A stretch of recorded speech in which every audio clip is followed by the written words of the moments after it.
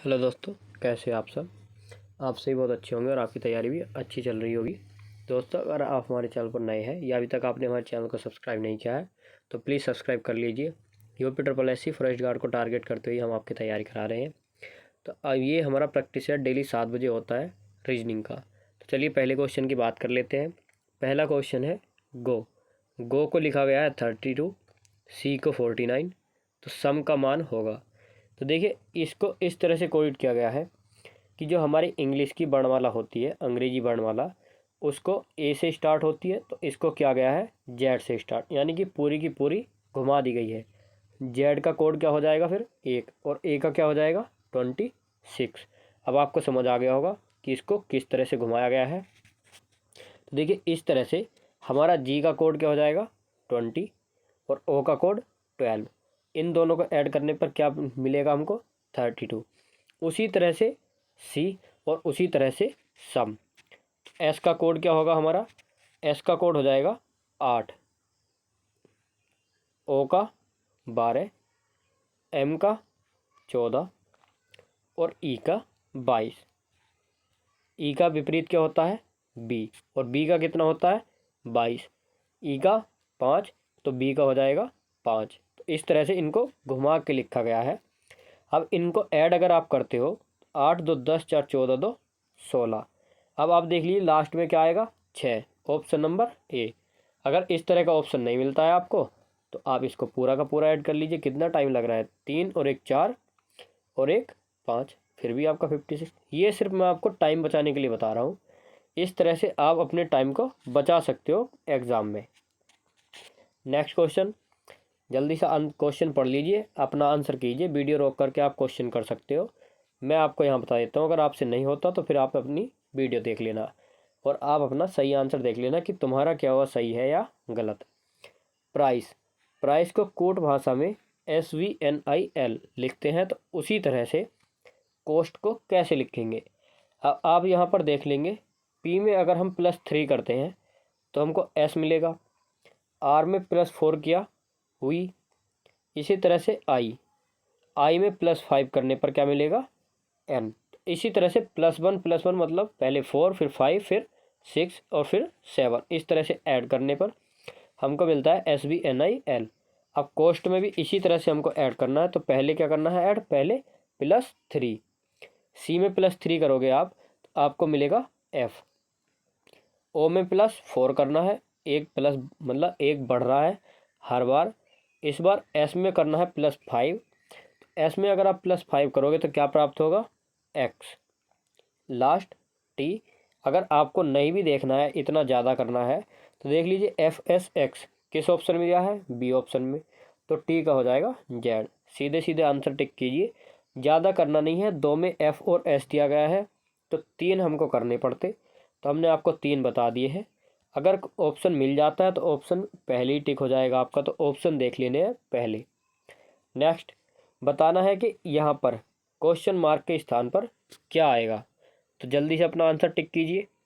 तो अब आप यहाँ पर देख सकते हो 6 और 8 इन दोनों की मल्टीप्लाई की +3, यानी कि शुरू के दो जो है उनकी मल्टीप्लाई और तीसरा इसमें ऐड कर देना है। उसी तरह से 20 और 5 की मल्टीप्लाई +20, तो कितना होगा 20 पंजे 100 और 20 120, option number C. Next question, question number 64। इसमें बताना है ए और बी ने एक बिंदु से विपरीत दिशाओं में चलना आरंभ किया। 5 किलोमीटर चलकर दोनों ने दाएं मुड़े और 7 किलोमीटर चले। उसके बाद वे फिर दाएं मुड़ गए और 5 किलोमीटर चले। परिणाम स्वरूप दोनों अब एक दूसरे से कितनी दूरी पर है। अब सबसे पहले हमें एक पॉइंट मान लेना है, ये रहा हमारा बिंदु। थोड़ा ऊपर मान लेता हूँ क्योंकि दोनों चलाने हैं, ये बिंदु है। अब पहले दोनों 5-5 किलोमीटर दोनों ने चलना आरंभ किया। दोनों 5 किलोमीटर चलकर, देखिए 5 किलोमीटर चलने के बाद ए पहुंच गए यहाँ पर 5 किलोमीटर और बी पहुंच गया 5 किलोमीटर यहाँ पर। 5 किलोमीटर चलकर अपने दाएं मुड़े, तो देखिए इसका दाएं किधर होगा इधर, और इसका किधर होगा इधर, मुड़ गए। अब देखना है कि दोनों ने 7 किलोमीटर की दूरी तय की, तो ये इसने 7 किलोमीटर और इसने इधर को 7 किलोमीटर। उसके बाद वे फिर दाएं मुड़ गए, तो इसका दायां इधर और इसका दायां इधर। अब कितने चल रहे हैं? 5 किलोमीटर। तो देखिए 5 पहले चले थे, 5 पहले चले तो बिल्कुल अपने जहाँ से चले थे उस बिंदु के सामने आ जाएंगे, दोनों के दोनों। अब वो क्या कहता है क्वेश्चन हमारा कि परिणाम स्वरूप दोनों अब एक दूसरे से कितनी दूरी पर हैं। तो बताना है कि कितनी दूरी पर है। तो ये वाली दूरी बतानी है, तो ये वाली दूरी इसके बराबर और ये वाली दूरी इसके बराबर। तो 7 ये और 7 ये, 7 और 7 14। ऑप्शन नंबर सी आपका करेक्ट हो जाएगा। मैंने आपको पहले क्वेश्चन पढ़ के बताया था, लेकिन आप क्वेश्चन पढ़ते पढ़ते भी इसको हल कर सकते हो, इससे आपका टाइम बचेगा। नेक्स्ट क्वेश्चन, एक अखबार में सदैव होता है। तो एक अखबार में सदैव क्या होता है? एक अखबार में सदैव समाचार, कागज, एडिटर या विज्ञापन। तो देखिए एक अखबार में सदैव समाचार होता है। कागज़ तो कॉपी में भी होता है, अगर उसे कागज़ की ही बात करनी होती कुछ भी दे देता, लेकिन उसने कोई एक ऐसी चीज़ दी है जिससे कुछ क्वेश्चन बन सके। समाचार में क्या होता है? न्यूज़, न्यूज़ समाचार। नेक्स्ट क्वेश्चन, बताना है कि ये एक्स और वाई, एक्स वाई एक दर्पण है। बताना है कि दर्पण में ये आकृति कैसी दिखेगी। तो देखिए छोटा करके दिखा देता हूँ मैं आपको। अब दर्पण में क्या होता है? उल्टा। तो ये तीर अगर इधर को जा रहा है तो दर्पण में कैसा दिखेगा? इधर को। तो इधर को कौन सा ऑप्शन दिख रहा है? सिर्फ एक ऑप्शन दिख रहा है, ऑप्शन नंबर डी। बाकी का उस देखने की जरूरत पड़ी ही नहीं। नेक्स्ट क्वेश्चन 67, बताना है कि कौन सा आरेख पेन, स्टेशनरी और विद्यार्थी के बीच संबंध को दर्शाता है। अब देख लीजिए, यहाँ पर ये हो गया पेन और ये हो गया स्टेशनरी, क्योंकि सभी पेन स्टेशनरी के अंतर्गत आते हैं। और ये हो गए स्टूडेंट। अगर हम इसका रिलेशन कहीं से करेंगे तो हमारा रिलेशन अगर इस तरह से इसको मिलाते हैं तो हो जाएगा सभी मतलब कुछ विद्यार्थी स्टेशनरी हैं। तो क्या ऐसा है? बिल्कुल नहीं। अगर हम इन तीनों को अलग करेंगे तो पेन का संबंध स्टेशनरी से कुछ नहीं बताया गया है, ये भी गलत हो जाएगा। जो मैं आपको मतलब इसमें बताना चाह रहा था ये कुछ वाला, तो यहाँ पर दिया गया है, तो ये भी गलत। और देखिए विद्यार्थी का स्टेशनरी और पेन से संबंध होता है, लेकिन ऐसा नहीं कि कुछ विद्यार्थी स्टेशनरी या पेन बना दो आप। इसलिए आपका एक ऑप्शन बिल्कुल उपयुक्त होगा। नेक्स्ट क्वेश्चन, शिल्पी का परिचय कराते हुए ऋचा ने कहा, यह मेरे पिताजी की इकलौती पुत्री है। शिल्पी से ऋचा का क्या संबंध है? इस तरह के क्वेश्चन में आपको पहले देखना है कि कौन कह रहा है। तो शिल्पी का परिचय करा रही है ऋचा। ये हो गई ऋचा और ये हो गई शिल्पी। अब इसने क्या कहा? तो ऋचा कहती है यह मेरे पिता की, तो इसके पिता यानी इसके पिता हो गए, इसके फादर ये रहे, इसके पिता की इकलौती पुत्री यानी इनकी इकलौती पुत्री की।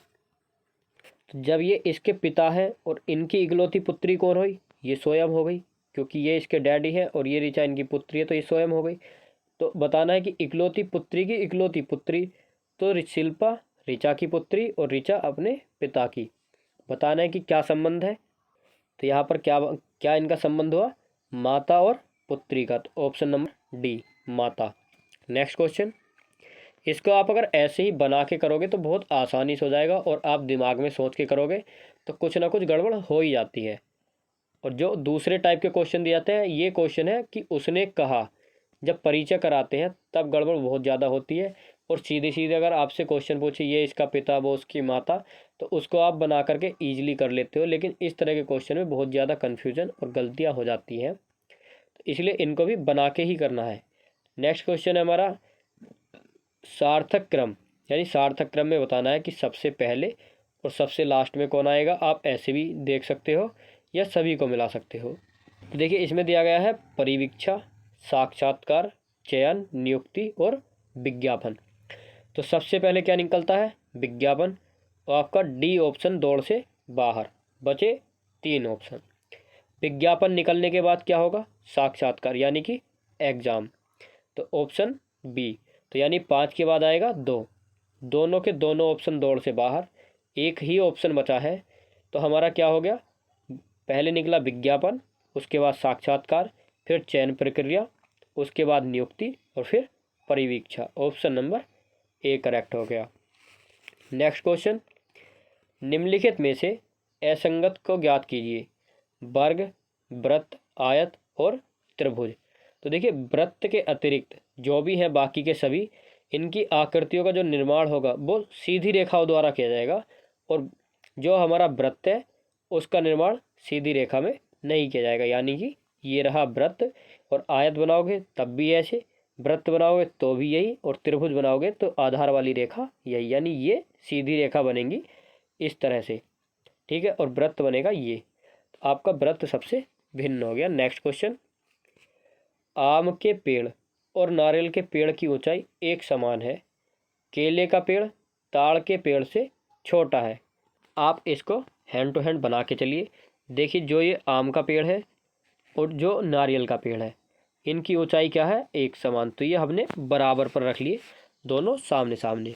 और केले का पेड़ ताड़ के पेड़ से छोटा है, तो इसको साइड में बना लीजिए। जो केले का पेड़ है वो होगा हमारे ताड़ के पेड़ से छोटा, तो इसको केले को थोड़ा नीचे और ताड़ को थोड़ा ऊपर बना लीजिए। अमरूद का पेड़ केले के पेड़ से छोटा है, तो अमरूद का पेड़ कहाँ जाएगा, केले के पेड़ के नीचे। किंतु आम के पेड़ से ऊंचा नहीं है। ये जो है अमरूद का पेड़ आम के पेड़ से ऊंचा नहीं है। तो देख लीजिए अब ये जो होगा अमरूद, तो इससे बड़ा आम और इससे बड़ा ही नारियल होगा। पूछ रहा है कि कौन सा पेड़ सबसे ऊंचा है। तो अभी तक जो हमारा इस क्वेश्चन से पता चला, हमें ये नहीं बताया गया है कि ये दोनों केले के पेड़ से बड़े हैं या केले के पेड़ से छोटे हैं। सिर्फ ये बताया गया है कि अमरूद से बड़े हैं, तो इन दोनों का स्थान हो जाएगा यहाँ पर। तो सबसे बड़ा कौन हुआ, ताड़ का पेड़। ऑप्शन नंबर आपका डी हो जाएगा, ताड़।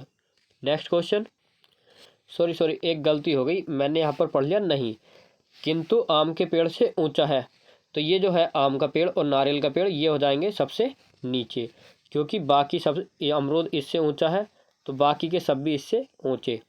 मैंने यहाँ पर धोखे से नहीं पढ़ लिया था, इसीलिए बोलता हूँ कि आपको भी एग्जाम में थोड़ा ध्यान से पढ़ना है, कभी आप भी नहीं छोड़ दो या नहीं एक्स्ट्रा पढ़ लो, ठीक है। तो आपका बहुत ही इजी क्वेश्चन था, सीधे सीधे हो जाएगा।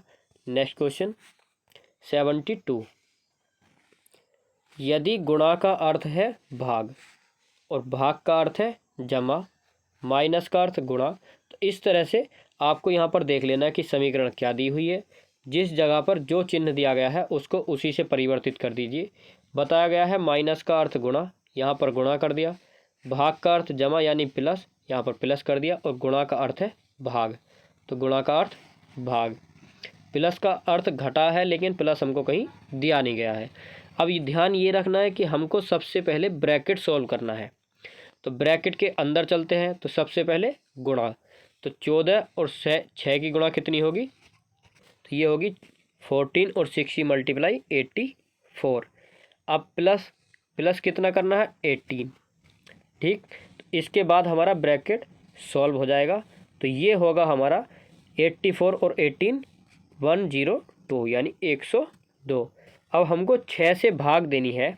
अब बताना है कि 6 से इसको भाग करने पर कितना आएगा, तो 17 छक्का 102। ऑप्शन नंबर बी आपका करेक्ट हो गया। इसी तरह से आपको एग्ज़ाम में करना है। वहीं पर आप जिसको जो कहा गया है उसके मतलब उसको मार्क कर लेना है कि इसको क्या कहा गया है, और वहीं पर सॉल्व कर दीजिए फटाफट। नेक्स्ट क्वेश्चन HSFUD, तो यहाँ पर क्या आएगा, बताना है कि अगला पद क्या होगा। तो देख लेना है इसका रिलेशन क्या बन रहा है। आपने अपना क्वेश्चन कर लिया होगा, अब मैं आपको इसका आंसर बताता हूँ। H से F अगर आप जाते हो तो आपको -2 करना पड़ेगा। S से U जाते हो तो +2। इसी तरह से F से D जाने पर -2। तो इसी तरह से U से आगे जाने पर क्या करना पड़ेगा, +2। तो U के अगर +2 करते हैं तो क्या आता है हमारा W। ऑप्शन नंबर ए आपका करेक्ट हो जाएगा। नेक्स्ट क्वेश्चन, श्रेणी की लुप्त संख्या को निम्नलिखित दिए गए विकल्पों से भरिए। बताना है कि क्वेश्चन मार्क के स्थान पर क्या आएगा। अगर हम 1 से 3 जाते हैं तो कितना हमको प्लस करना पड़ेगा, 2। 3 से 7 जाने पर 4, 7 से 15 8। तो आप देख सकते हो 2 दूनी 4 दूनी 8, तो यहाँ पर कितना आएगा 16। 16 और 15 को जब हम ऐड करेंगे तो कितना आएगा, 6 और 5 को ऐड करने पर कितना आता है, 1। तो 6 5 11, 1 और 1 2 और 1 हासिल का 3। वैसे भी आपको पता होगा 16 और 15 31 होते हैं। ऑप्शन नंबर ए टिक कीजिए। ये तो सिर्फ मैं आपको कैलकुलेशन करने के लिए बताता हूँ कि आप कैलकुलेशन किस तरह से कर सकते हो। हमने 16 और 15 थे, लास्ट के जोड़ के देखा तो 1 आया, लेकिन 1 दिया था 2 में। लेकिन ये इतनी बड़ी कैलकुलेशन नहीं है कि इसके लिए भी आप ऑप्शंस देखो। नेक्स्ट क्वेश्चन, बताना है कि अक्षरों से नहीं बन सकता। ये आपका अक्षर दिया गया है कंसल्टेशंस। बताना है कि इनसे कौन सा नहीं बन सकता, कांस्टेंट, स्टेशन, सॉल्यूशन या नेशनल। तो 75 का आपका करेक्ट आंसर कौन सा हो जाएगा। इन सब को मिला करके देख लेना है कि कौन सा नहीं बन रहा। तो देखिए यहाँ पर कौन सा नहीं बनेगा। देखिए नेशनल में आपको 2 ए दिख रहे होंगे, ए और ए, लेकिन कंसल्टेशंस में सिर्फ 1 ए दिया गया है। तो फिर नेशनल हम कैसे बना सकते हैं। तो ऑप्शन नंबर डी आपका करेक्ट हो जाएगा यहाँ पर। नेक्स्ट क्वेश्चन है आपका, बताना है कि कथन और निष्कर्ष दिए गए हैं। ये इसके ऑप्शन है। पहला निष्कर्ष 1, दूसरा निष्कर्ष 2, कोई नहीं, सॉरी दोनों या कोई नहीं। तो ये आपके ऑप्शन है। आपको नीचे क्वेश्चन मिलेंगे, ऑप्शन नहीं मिलेंगे। ऑप्शन इन्हीं ऑप्शंस के हिसाब से आपको आंसर देना है। तो चलिए पहला क्वेश्चन कर लेते हैं। सभी सेब संतरे हैं। तो ये रहे हमारे सेब और ये रहे हमारे संतरे। संतरे को लिख लिया ऑरेंज और सेब को लिख लिया से। कुछ संतरे पपीते हैं, कुछ संतरे हमारे पपीते हो गए। ठीक, चलो से को ए बना लो एप्पल, जब सारे के सारे इंग्लिश में हो गए। पपीते का ये हो गया जी गुआवा। बताना है कि कुछ सेब पपीते हैं। तो ये हमारे रहे सेब और ये रहे हमारे पपीते। कोई रिलेशन दिखा नहीं दिखा, हो सकते हैं, तो पहला गलत। नेक्स्ट, कुछ पपीते सेब हैं। जब कुछ सेब पपीते नहीं है तो कुछ पपीते भी सेब नहीं है, क्योंकि यहाँ पर हमारा कोई रिलेशन नहीं दिया गया है, इसके बीच में जगह खाली है। तो यहाँ पर भी हमारा हो सकते हैं, संभावना है, लेकिन होंगे नहीं। तो हमारा ऑप्शन नंबर डी वाला हो जाएगा, न तो निष्कर्ष 1 और न ही 2। सी वाला था कि दोनों सही हैं, पहला सही है, दूसरा दूसरे सही है। तो हमारा डी कोई सा भी सही नहीं है। नेक्स्ट क्वेश्चन है हमारा, सभी वृक्ष झाड़ी हैं। तो ये रहे हमारे सभी के सभी वृक्ष और ये सभी के सभी झाड़ी, यानी झाड़ी के अंदर आ गए। कुछ पौधे वृक्ष हैं। तो देखिए हमसे बात की गई कि कुछ पौधे वृक्ष हैं, तो या तो आप पौधों को इसके अंदर अंदर बना सकते हो या इससे बाहर भी निकाल सकते हो। कुछ पौधे वृक्ष हैं इस तरह से। ठीक है, बात कर लेते हैं अपने ऑप्शंस की। निष्कर्ष क्या है, कुछ पौधे झाड़ी हैं। तो देखिए कुछ पौधे झाड़ी है या नहीं है, जल्दी बताइए। तो देखिए अगर आप इसको इसके अंदर बनाते तब भी पौधे झाड़ी होते, बिल्कुल सही। कुछ पौधे झाड़ी नहीं है, तो ऐसा तो हो ही नहीं सकता। चाहे आप झाड़ी के अंदर पौधे बना लीजिए इस तरह से, चाहे आप इस तरह से बना लीजिए, ये हो गए आपके पौधे, ये वृक्ष और ये झाड़ी। तो कुछ पौधे झाड़ी है, कुछ पौधे झाड़ी नहीं है। तो निगेटिव तो हमको करना ही नहीं है जब कोई निगेटिव बात की ही नहीं जा रही। ऑप्शन नंबर 2, इसके हिसाब से आपका बी वाला ऑप्शन गलत हो जाएगा, नहीं हो जाएगा। तो मैंने बताया था अगर आपके जितने डायग्राम बनते हैं उसके किसी एक के हिसाब से भी आपका गलत है तो समझ लीजिए गलत है, क्योंकि वो 50% सही है, सिर्फ संभावना में सही हो सकता है। नेक्स्ट क्वेश्चन, इसमें भी कथन और तर्क। इसमें बताना है कि निर्णय लीजिए कि कथन के आधार पर कौन सा तर्क प्रबल है और कौन सा तर्क निर्बल है। आप अपना माइंड यूज़ कर सकते हो, आपके लिए कोई भी बाउंडेशन नहीं दी गई है। तो सबसे पहला, क्या सेकेंडरी स्कूलों में आध्यात्मिक शिक्षण को अनिवार्य विषय बना दिया जाना चाहिए। आपसे क्वेश्चन कर रहा है, अब आपको बताना है कि ऐसा करना चाहिए या नहीं करना चाहिए। तो हाँ, यह छात्रों की इस बात में मदद करेगा कि किस बात में, वे अपने आप को एक संतुलित व्यक्ति के रूप में विकसित कर सके। तो देखिए सेकेंडरी स्कूलों की बात की जा रही है, आध्यात्मिक शिक्षण को अनिवार्य बनाना चाहिए। तो आध्यात्मिक शिक्षण से क्या होगा, यानी आध्यात्म ज्ञान, तो उससे संतुलन बनेगा नहीं बनेगा। तो संतुलित रूप से व्यक्ति विकसित होगा या नहीं होगा, बिल्कुल सही बात, छात्र विकसित होंगे और इस बात से उनकी मदद भी होगी। नेक्स्ट, नहीं, छात्रों पर ऐसी शिक्षा के लिए दबाव नहीं डालना चाहिए, क्योंकि यह उनकी सामान्य मानसिक वृद्धि को बाधित करता है। अब आपको बताना है कि ये वाला सही है या नहीं। अब देखिए, अब कुछ बच्चों का मत ये भी सही होगा और जिन बच्चों का ये मत सही है वो बच्चे बिल्कुल करेक्ट है। अब मैं आपको बताता हूँ कि ये क्यों सही है। अब देखिए, आध्यात्म ज्ञान क्या होता है? सत्संग वगैरह। जो भी बूढ़े व्यक्ति होते हैं वो ही सत्संग में जाना ज़्यादा पसंद करते हैं, क्योंकि वो अपना सारा जीवन व्यतीत कर चुके होते हैं, अच्छाइयाँ बुराइयाँ सुख दुख सब देख चुके होते हैं। फिर चाहिए होती है उनको शांति। अब शांति, अगर बच्चे पढ़ाई की उम्र में या खेल कूद की उम्र में आध्यात्म ज्ञान लेने लगेंगे, विकास तो होगा उनका, लेकिन किसी और क्षेत्र में, तो उनकी मानसिक वृद्धि, जो मानसिक वृद्धि है, सामान्य मानसिक वृद्धि, वह बाधित होगी। और छात्रों पर ऐसी शिक्षा के लिए दबाव नहीं डालना चाहिए। बात की जा रही है दबाव की, तो क्या आपको प्रेशराइज करना चाहिए कि शिक्षा लो? तो बिल्कुल नहीं। और यहाँ पर भी मना किया गया है, नहीं, छात्रों पर दबाव नहीं डालना चाहिए। ज़बरदस्ती का काम सही नहीं है, तो यहाँ पर भी मना किया गया है। इसलिए आपके दोनों ऑप्शन सही हो जाएंगे, यानी कि तर्क दोनों ही प्रबल हैं। ऑप्शन नंबर डी आपका करेक्ट हो जाएगा। नेक्स्ट क्वेश्चन 79 और 80, कुछ कथन और निष्कर्ष दिए गए हैं। इसके बावजूद कि वे सामान्यतः गलत प्रतीत हो, देखिए इसमें आपको कह दिया गया है कि हालांकि वे सामान्यतः गलत हैं, फिर भी आपको सही मानना है, तो अपनी तरफ से कोई एक्स्ट्रा फैक्ट नहीं जोड़ने हैं। ऑप्शंस इसके भी वही हैं, पहले में पहला दूसरे में दूसरा। बात कर लेते हैं अपने कथन की। भारत में चुनाव बहुत जल्दी जल्दी हो रहे हैं, हमें अपनी वर्तमान लोकतांत्रिक व्यवस्था पर पुनर्विचार करने की जरूरत है। पहला निष्कर्ष पढ़ लीजिए, हमारी वर्तमान लोकतांत्रिक व्यवस्था संतोषजनक नहीं है। देखिए, संतोषजनक नहीं है तभी तो लोकतांत्रिक व्यवस्था पर पुनर्विचार करने की ज़रूरत है। बिल्कुल सही बात। बार बार चुनाव होना स्वस्थ लोकतंत्र के लिए अच्छा नहीं है। तो यहाँ पर बात की जा रही है भारत में चुनाव बहुत जल्दी जल्दी हो रहे हैं, हमें अपनी वर्तमान लोकतांत्रिक व्यवस्था पर पुनर्विचार करने की ज़रूरत है। तो ऑप्शन 2 भी आपका करेक्ट हो जाएगा। तो दोनों के दोनों आपके ऑप्शन बिल्कुल तर्क संगत हैं, तो आपका ऑप्शन नंबर हो जाएगा D correct. Next question, question number 80। आज के लिए आपके लिए ये 80 ही क्वेश्चन रहेंगे, क्योंकि मुझे आज एक काम लग गया है तो मुझे कहीं जाना पड़ रहा है। तो आज के लिए इतना ही मैनेज कर लेना।